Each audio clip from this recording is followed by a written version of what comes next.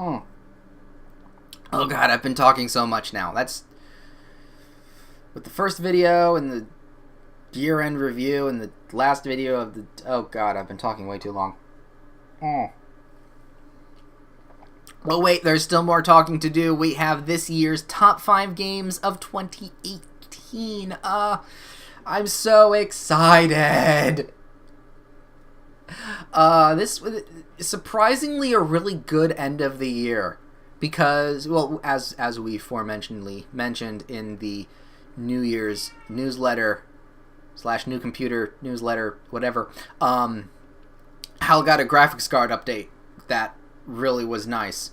You probably didn't stick around for the end of that video, and I don't blame you. That went on way too long than I wanted it to, but because of the upgrade, some of the items on this last list got moved around tremendously. So, yes, Boo, I know you want to be. Do you want to be on the camera again? Because you were, last video.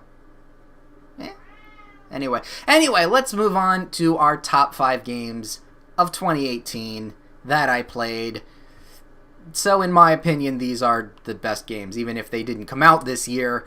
These are the games I played this year. Actually, I think one game didn't come out this year. It came out previous years that I played this year, but it still counts for me. It still counts for my list. So let's finish this water and get the scratchy throat away so we can start, shall we? To start off, we have a couple honorable mentions, as we always do. These are games that I played that were really good, but didn't quite make the list for a couple of reasons. So, number 1, Divinity Original Sin 2. We are not putting that on... We're honorably mentioning that because we have not finished it. That is the only reason why. When we finish it, it's going up on that list because it deserves a top 5 spot or top 7 spot, whichever I prefer, whatever, it doesn't matter. It deserves the top spot on the list no matter what. Now that I have a new graphics card, it runs so much better. Like, that is the hindering factor of some of that Let's Play of of Divinity 2, not Dark Souls 3. Although that also looks so much better now. And I'm assuming Prey. Haven't booted up Prey, but I kind of want to. You know? Boo, were you scratching things? You know you're not supposed to. Mom gets very angry at you with that. Anyway, yeah, no, Divinity 2, definitely an honorable mention in this year. Secondly, we have Slay the Spire. Got that. Love it. It's still in early access, but it's almost done. I don't know. This was before the blackout. I played it daily. I was waiting for those weekly updates, just playing it in the early access period. Oh, I've got almost 100 hours in on that game as of now. Along also with Dead Cell, which actually, you know what? Secondly, I would also like to put on the list Dead Cells for the honorable mention, because it came out of early access this year, and I have over 100 hours in that game in early access, and I really need to play more of that this year, or now that I have, you know, it's out and it's finished and it's done. So yeah, Slay the Spire and Dead Cells, yeah, 2 early access games that one came out and still working on, but definitely would recommend them, but they're not on the top spots because A, they were so much in early access, and B, they just got beat out for me personally. And I know Dead Cells was a real big hit when it came out, and it finally came out of early access, so that's why it gets the aforementioned remembering honorable mention. But yeah, no, those 2, definitely. Thirdly, Subnautica gets an honorable mention because of graphics. Okay? So here's the thing. I got Subnautica, it ran fine. Graphically wise, watery looking wise, because of the old graphics card, it didn't look the best. And I wanted it, while I was playing it, to kind of perform a little bit better. So I was like, okay, I'll put this on the back burner. I'll play it when I get a better graphics card. Jump to after the blackout, after the HAL, now 2.0. I never mentioned, he's now called HAL 2.0, but we still call him HAL. Now with the better graphics card, I was like, okay, I really want to get into that game again. So I booted it up. It looks so good. But it's in honorable mentions, not in the top, because of how little I have played. There is very much. I don't think I've gotten farther than 100 depth, whatever, meters underwater, right? I have yet to build a sub. I have yet to shit myself. Actually, I came close. I came very close to shitting myself in one of the little versions that I played. Dear fucking Lord, that thing is terrifying. There's terrifying things in the water, okay? And this is from someone who is afraid of swimming a little bit, okay? But it gets an honorable mention because of me getting a new graphics card. I don't know if I would have actually put it on the list of an honorable mentions, and if I had played it a whole bunch more hours and whatnot, I probably would have put it on the top 5 list anyway, right? So, yes, it is a game you definitely should play, and I'm actually looking forward to the ice version of the game that's like the standalone. I'm very curious on how that's going to turn out, but for now, Subnautica is an honorable mention that is just in the top. If I decided to make this a little bit longer with the top 7 instead, I probably would have been on there. Probably. But because it's a top 5, it just got weaned out. Just the tiniest bit. Although I do expect, in a lull period, when I have nothing to do or I want to do a permadeath, it's probably going to fit itself in there sometime. So keep an eye out for that, because I have a small soft spot for marine biology. So, just look forward to maybe that. But enough of the honorable mentions. Let's get into the actual top 5 games. We have the list. Well, you can't see it because it's the opposite side of the notepad, which I need to get a new notepad. This thing has been used to almost death. But anyway, we have the top 5 games of 2018, in my opinion, that I played this year. Okay? You have to be... If I played it this year for the first time ever and loved it, then it's on this list. Doesn't matter if it didn't come out in 2018, just that I played it in 2018. And that is very important for the first spot here. For number 5, we have Viscera Cleanup Detail. The most satisfying game ever. Oh, it scratches that itch of perfectionist, right? If you've ever played the game and love that game, you know what itch it scratches. But if you've never played the game, picture this.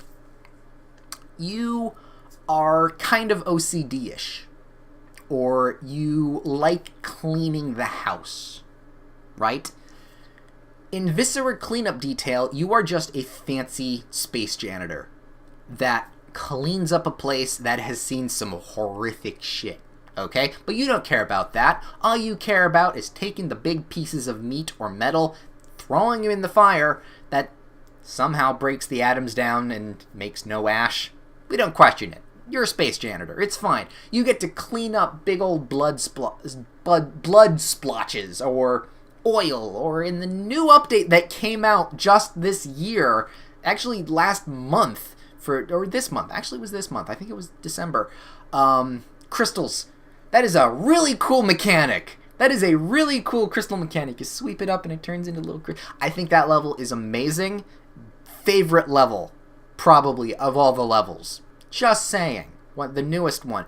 But it is so satisfying to walk through a level and see just utter chaos and be like, okay, I've got my pail to put all the bits in. I got my bucket of water. I got my mop, and I got my incinerator.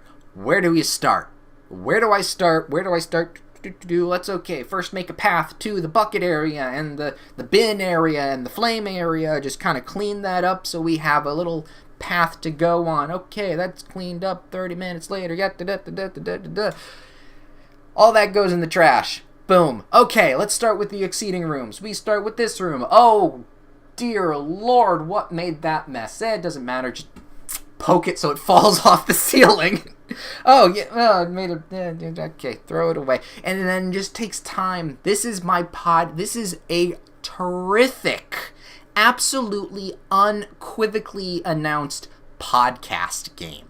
You've got a level that maybe takes you an hour, as if it's a small level, or a large level that takes you multiple just hours to go through, multiple plays to go through. It's like, okay, I've finished this big, large section up, and I'm down 2 podcasts, but I'm tired for the day. So we'll wait for more podcasts to come up, and yes, boo, hi there.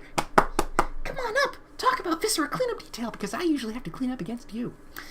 No? Okay, fine. But it is such a rewarding game to people that like cleaning things, to like to see the progress they have made. It's a simulator of that way. It technically is a simulator, because you're simulating being a janitor with a mop and bloody bucket and whatnot. It is so satisfying. There is a weird satisfactory, not the game, different kind of satisfaction. There's a satisfactory to just cleaning blood off of a floor. If only being a real janitor was that satisfying. Unless you are a janitor and it is that satisfying to you. Then if you are, you may actually love this game. Unless you don't want to play a game that is your job, then stay clear of it. It's not for everyone. It is absolutely not for everyone. But if you like there's a rewarding feeling. If you like that kind of feeling, and you know that kind of feeling, you do. You might not think you do, but you do. It is so good. And if you really like that kind of feeling, this is an absolute perfect game to get. Beautiful. Number 5 spot.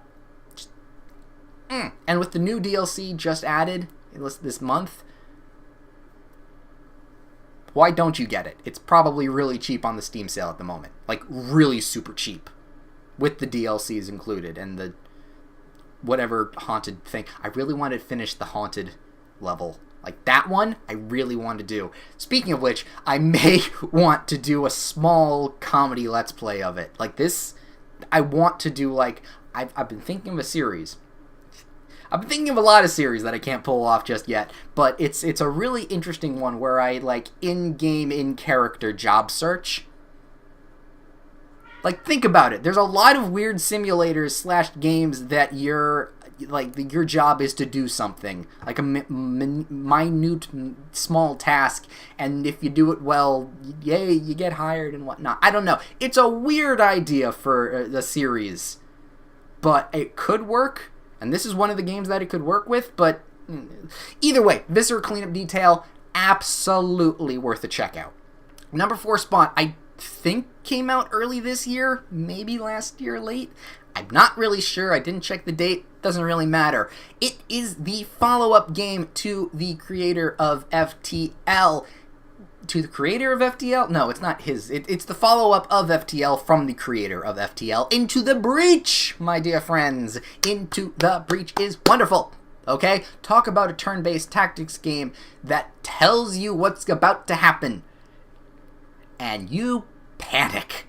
You fucking panic. This is a game that I am doing my best to 100% because I love it so much. I think I have, like, 3 achievements left, and one of those achievements is to play the game on hard mode. Like, completely beat the level in hard mode. And I think that's what I'm going to make a video on someday. Like, the last achievement to get every single coin to buy the mystery robot team. I've kept myself so away of figuring out what that team is. That is my reward for just 100%ing that thing. Moving on to the game aspect, though, it is a turn-based tactics game with multiple different layers of tactics. On the one hand, you have your robot team, but you have multiple different robot teams that you can get based off of how many achievements you've got and how many coins you can purchase them off of. Which is why doing the 100% achievements and doing all of that 100% platinuming that game is doable. It is doable. It's just really difficult to do, and there's a couple that are fucking assholes, but it's doable. And I got all of that. I'm getting all the achievements and all the coins to purchase that. So, on the one hand, you have different ways to go about different levels. My favorite one is the laser. The big, almost Metal Gear reminiscent one with the giant laser. That is probably my favorite mech team. But, like, multi-classing with versions of it, and the Chaos one, there's a lot to it. But then you got the second layer of it, which is the board layer and protecting the houses and words I'm thinking of. Power grid skyscraper places and whatnot from the Vec, the filthy fucking Vec. Ah. But then there's also the actual turns and all the Vec. You know what they're about to do, so you mitigate damage instead of killing them all. The goal is to just mitigate damage as much as you can. You don't win, you just delay until the turn is over, until the match is over. Again, also with like little star systems and power grid level keepings and whatnot. This game is deeper than it should be for just a small little game, and it is small compared to FTL. Into the Breach is much smaller and much different. If you liked FTL but don't like Into the Breach, there's a good reason for it. Like, I won't blame you for not liking one or the other. You don't have to like both to like, one or the other. I assume they do like both, but for completely different reasons.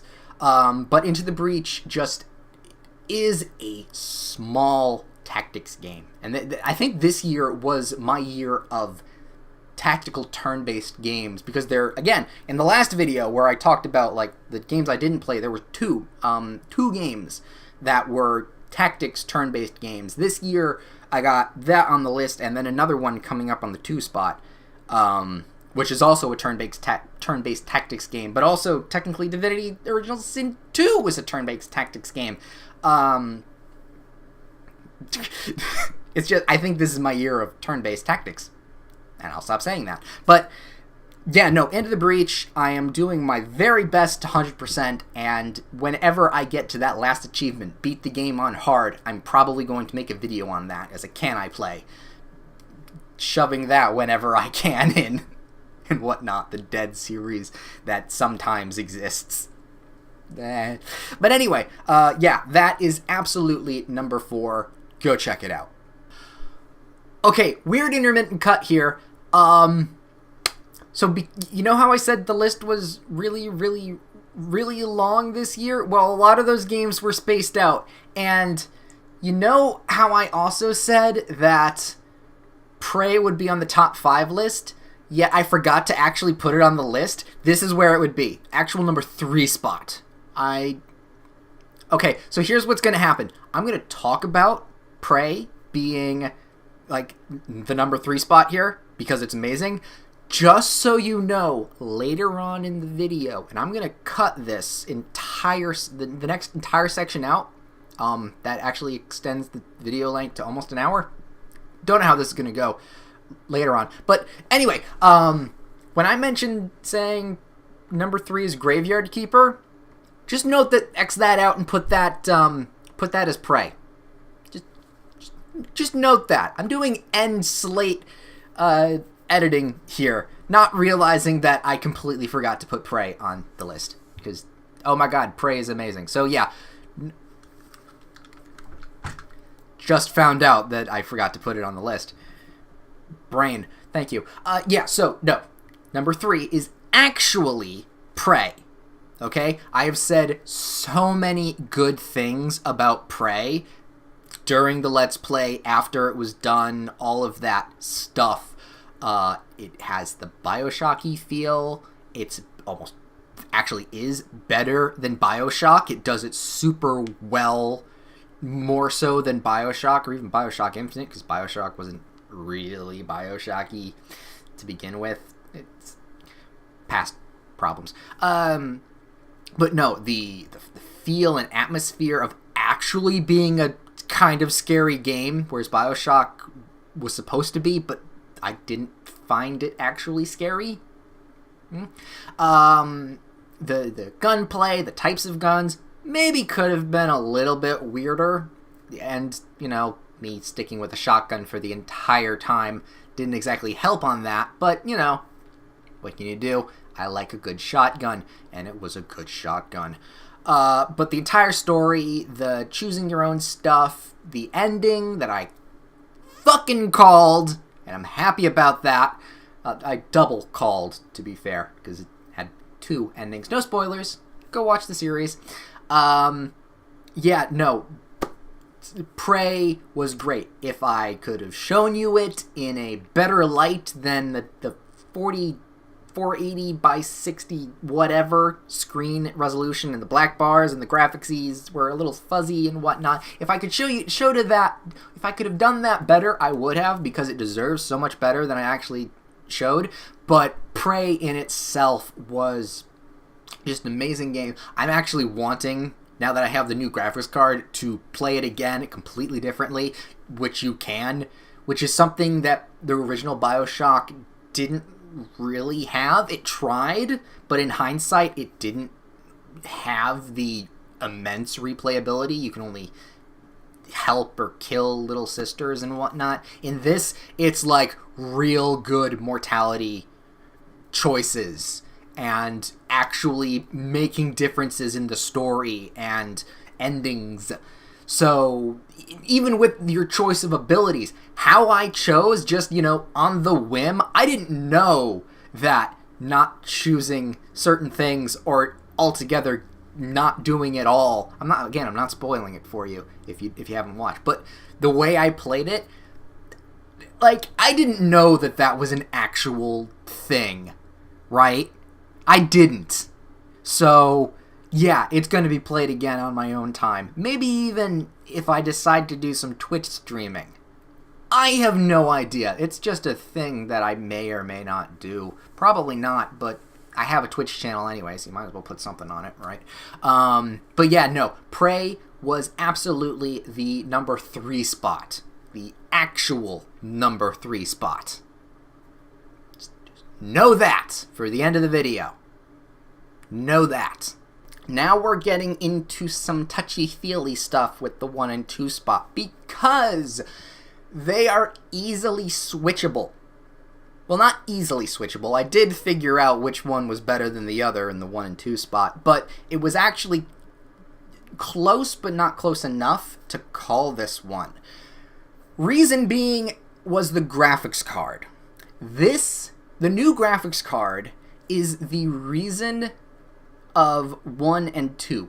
The absolute reason. If I had not gotten a new graphics card this year for HAL, I don't know if these would have even made the list. They were runnable, I could play them, and it was fine. There were pretty bad frame drops in one, but there were also, fuzzy graphics in another, and controlling things weren't as fluid. It was not... They were playable, but almost not enjoyable in a sense.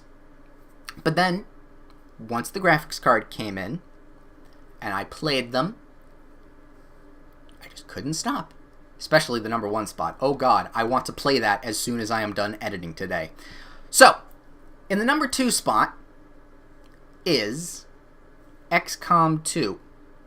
Now, I believe I remember putting this on my list, or at least honorably mentioning it last year, that I really wanted to play it, but I really wanted to play more of it, kind of like how Graveyard Keeper is in that weird grace zone. Yeah, boo. Yeah, I know. Okay, I'll play with you in a little bit. I'm almost done, okay? I have no idea if you can hear him meowing. But anyway, XCOM 2. I'd put an honorable mention in that last year because I had not played enough of it, and the reason I had not played enough of it was because it had very bad load times because of the graphics card. It got better with the new graphics card, but then got much better with Enemy Unknown DLC, which I'll talk about in a sec. So that was a problem. But then also, like, moving people around was slow. When I was in a game, it was fine, but there were, like, weird little frame hiccups and slowdowns when it really shouldn't have been. Although, I will say, if you play XCOM Enemy Unknown or XCOM 2 with low settings, you get some really funny, like, body warping physics when you kill someone. That is probably the funnest looking shit I have seen. In XCOM Enemy Unknown, if you shot a sectoid, like, the body stayed where it was, the head just went stretched, and then the body flew back up after it. Kind of did the same thing with XCOM 2. Kind of. Not as stretchy, but, like, the grunts, like, did some weird floppy shit. It was hilarious, and if you ever can, like, see that and experience that, it's well worth a check. But because of all the other problems, I didn't feel, comfortable making videos about that, which is now why XCOM 2 is probably going to be a permadeath later on next year. Yay! But anyway, hi Boo. Hey. Anyway, XCOM 2, before Enemy Unknown, wonderful, absolutely wonderful. It runs so much better now. We're not going to talk about how it runs. How it plays is where my new love and fondness of turn-based strategy games comes from now, okay? I liked them before quite a bit. I love them now, okay? I love them now. I get, like, the little personalities of each character once they've leveled up so much. I love the, like, cover and the oh god, he moved and now he's dead. He's so dead. Oh my god, it missed. Oh my god, he's alive. Yay, he lived, and that one's dead because I wasn't paying much attention to. Like the permadeath aspect of XCOM 2 is always fun. The beating the game, I've beaten it once, and that was on the lowest difficulty, and I did some save scummy stuff, and not the best moment of my gaming stuff. Like, I'd feel much more rewarded if I didn't do that, which is what I'm doing now. It's not working out very well. Like, I don't know if I can actually beat the game a second time without save scumming. I always Iron Man. There's no other way to play. And always on the second level difficulty. I tried the other two levels. Don't. If you're not good, they will destroy you. Although that brings us to Enemy Unknown. Recently, because of the Steam Winter Sale, I was able to pick it up along with a couple DLC, the other DLC of Shen's Last Gift. Still haven't made a robot yet, but I'm getting close to it. But the DLC just makes the game so good. Fixes up the loading times so much more, which, and I think was a problem with XCOM 2 originally, and that's why the DLC is like almost a rework of the entire engine. The addition of the new factions, the absolutely terrifying Chosen. The assassin makes me cry. The other two I can handle. The assassin makes me cry.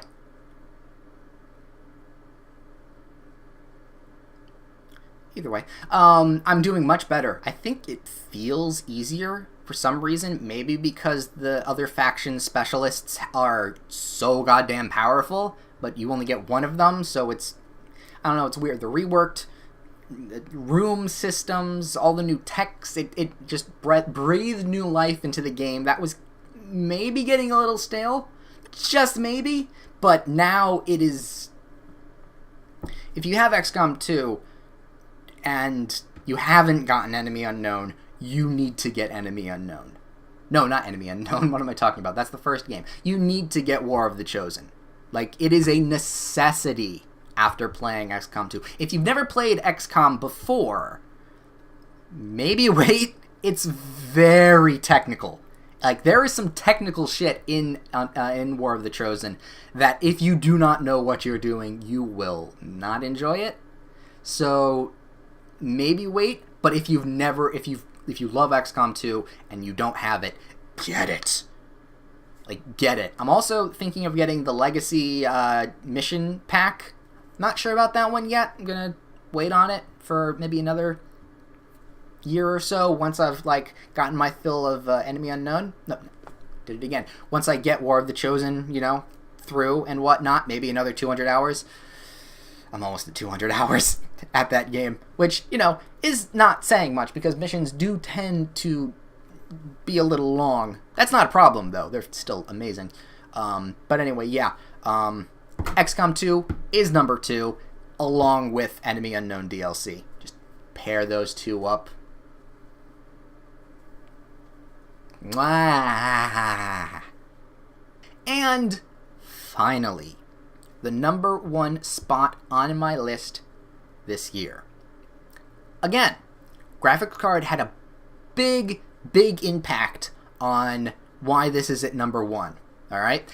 If I did not get my graphics card, XCOM 2 would have made number 1. Without the DLC. Keep that in mind, though. Without War of the Chosen, XCOM 2 on its own would probably have gotten the number 1 spot. Because while it didn't run properly, it still played as well as it could, and it just worked. It just worked as a game. Whereas this one, a little bit like what I mentioned Subnautica was like. Okay? Like I said, I played the game, and it was working. I had to make it much smaller, like Dark Souls 3 or Prey, and the graphics were low, right? That kind of cut the enjoyability just a bit. But I still loved it. I still played it. It ran. It ran. Might have been the reason HAL killed itself, mind you, though, because of how it ran. I don't know. Not going to count it as that. Yeah, no, it was the motherboard, not the game. But yeah, no, I was playing it, and at a certain point, while I was enjoying the game, I was thinking to myself, this could be better. And I think I want to wait until I get a better graphics card to, like, continue. Right? I was thinking about that. But then I hit a game-ending bug. And I couldn't progress any further. I tried. I really tried to, like, okay, setting, ambient stuff. It didn't work. It was the glitch where it's the cutscene of the Rotten Vale first showing, right? You've come from the Coral Highlands to the Rotten Vale, and if you know these terms, you know what game I'm playing or talking about. But that cutscene apparently had a game-crashing bug. I checked on it, and it was not just me. It was more people. But because of that bug, I couldn't progress more, so I'm like, okay, we'll stop, we'll wait, we'll play it once the graphics card happens. Luckily enough, in, like, a month or two, I think a month, actually, just, as you know the story, but then the graphics card happened, and I'm like, okay, we can continue. Let's go in. And my God, Monster Hunter World has become my utmost favorite game of this year. Hunting monsters just for the hell of it, getting your equipment, getting your... I wanted it to be good. And it was better than good. Nergigante is a fuck. Finally got him, but he's a fuck. Anyway, moving on to the review. Monster Hunter World is the number 1 game of 2018 for me. I hunt solo. My other friends have the game but are away and can't play, or don't have the game and hopefully we'll get it soon. So hunting with friends will have to be waited on. But solo hunting and the mobility Okay, let's go back to why I love Monster Hunter first. As a review, okay? Last year, I know I spent way too long talking about how much I loved Monster Hunter and why I loved Monster Hunter. To recap, in a very short summary, Monster Hunter Tri was my first Monster Hunter game for the Wii because the trailer looked so different. It was, oh, you're hunting a monster. Oh, that sounds awesome. Let's go play it. And then I played it, and it was great. Monster Hunter became one of my favorite new franchises of all time. Cut to hearing about Monster Hunter World, or even the Monster Hunter games that came after it, and not having a 3DS. Yeah. Yes, Boo, I'll get to you in a minute. We're almost done. It's okay. Anyway, yeah, not having a 3DS, I couldn't play the newest game, even though one friend, Owen, did, and he's a Monster Hunter fanatic now because I introduced him to it. I'll never let him live that down, and he'll never let me live down me not knowing how armor stats work. But that was in Tri.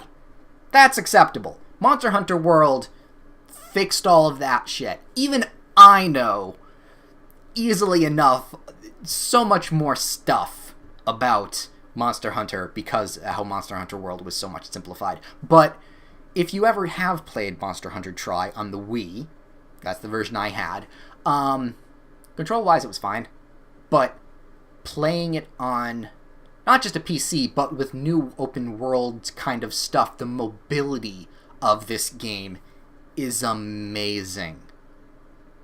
Like, glasses down, look in my eyes, it is amazing. Okay?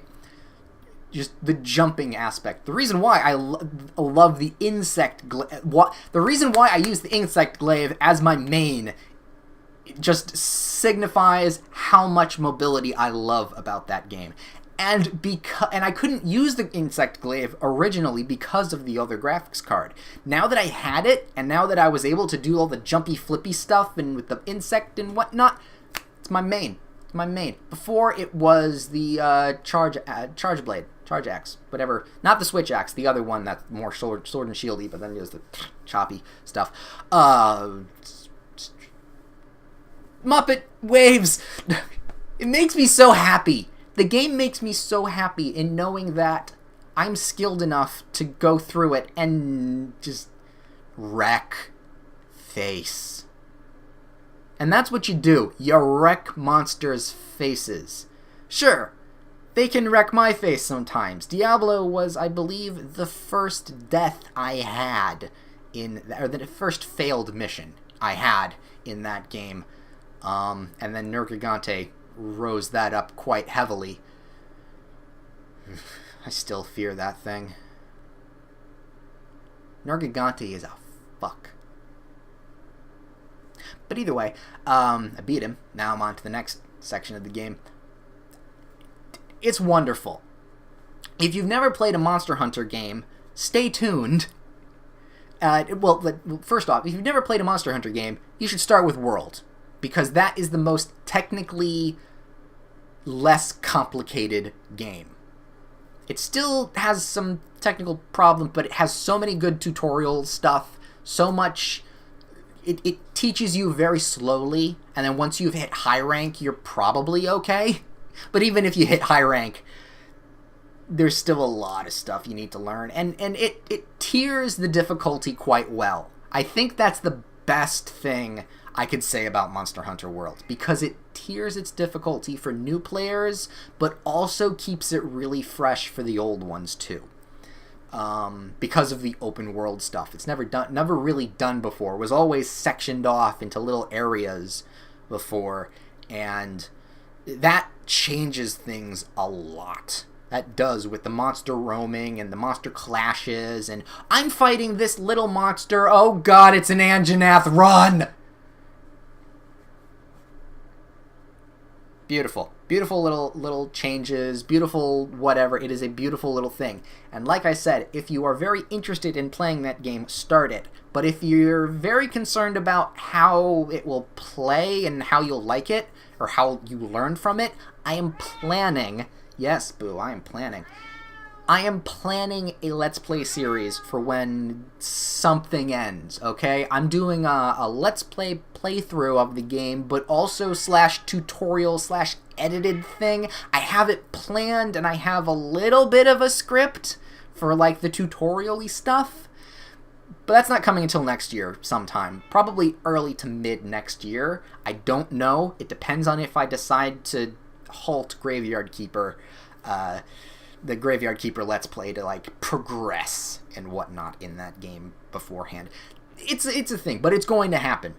It's going to so freaking happen, because it is so good. And it looks good, too. I wanted to do like a day one release of Monster Hunter World, like, start of a Let's Play, but because of the graphicsy and the small thing, I didn't want another Dark Souls 3 Let's Play, or even a Prey, where it ran, but just... I wanted it to look good, because this game is so good, and so much of it I loved, which is why I kind of waited. But now I can, and I will. I will so do that. Along with XCOM 2, okay? I have plans for either doing an entire permadeath, or doing those legacy missions kind of thing as a thing. I don't know what I will do, but that also is planned on being a permadeath series, along with also Into the Breach, again, as the hard mode achievement to get, last one, and then Viscera Cleanup for weird reasons. I don't know. It may happen, might not. But yeah, all the games in my top 5 this year will probably be a Let's Play on the show, or just a small one-off. Absolutely. But yeah, Monster Hunter World, absolutely, positively, it is a wonderful Monster Hunter game. It is a wonderful adaptation of a Monster Hunter World, a Monster Hunter game, of what they've changed, how simple it has become. It is wonderful. If you want to play it and are like, it's like, oh, this looks really good, but I don't know if I'll enjoy it, and it's like, you will enjoy it in some way. If you do it alone or with friends, you should absolutely get Monster Hunter World. And I'm so looking forward to next year's DLC. It might be in fall, I think, the autumn season, for like the Winter Icy DLC that may or may not have a Tigrex in it. And that scares me to death, because if you don't know what a Tigrex is, dear Lord, you thought Deviljho was terrifying, and a Deviljho is terrifying. A Tigrex, that's just vicious. That is just terrifyingly vicious. Again, I did not realize the time of how much I was recording, so let's wrap this up quite quickly. In review for our top 5 games of the year, we had at the number 5 spot, Viscera Cleanup Detail.